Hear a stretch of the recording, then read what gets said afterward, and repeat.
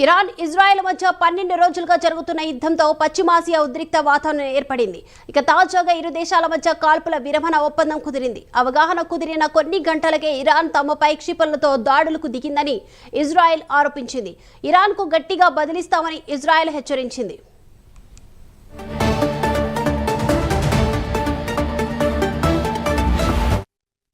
ఒప్పందం కుదిరిన 2 గంటలకే తమ గగనతలంపైకి ఇరాన్ నుంచి బాలిస్టిక్ క్షిపణులు 2 దూసుకొచ్చాయని ఇజ్రాయెల్ సైన్యం వెల్లడించింది.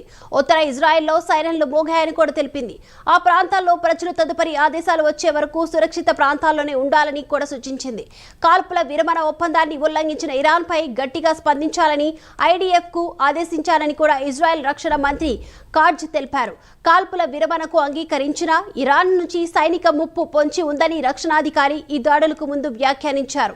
తమ వైమానిక దళాన్ని సైన్యాన్ని అప్రమత్తంగా ఉండాలని ఇజ్రాయెల్ హెచ్చరికలు జారీ చేసింది.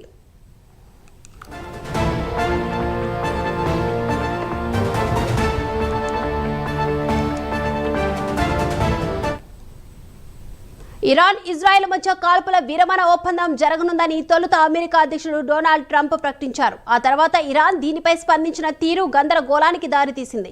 ఇంకా కాల్పుల విరమణ ఒప్పందం చేసుకోలేదని చెబుతూనే సైనిక కార్యకలాపాలు మూసాయని అర్థం వచ్చేలా ప్రకటన చేసింది. దీని తర్వాత ఇరు దేశాల మధ్య దాడులు జరిగాయి. ఆ తర్వాత కాల్పుల విరమణ అమల్లోకి వచ్చిందని ఇరాన్ కూడా ప్రకటించింది. ఇజ్రాయెల్ కూడా ట్రంప్ ఒప్పందాన్ని అంగీకరించినట్లు వెల్లడించింది.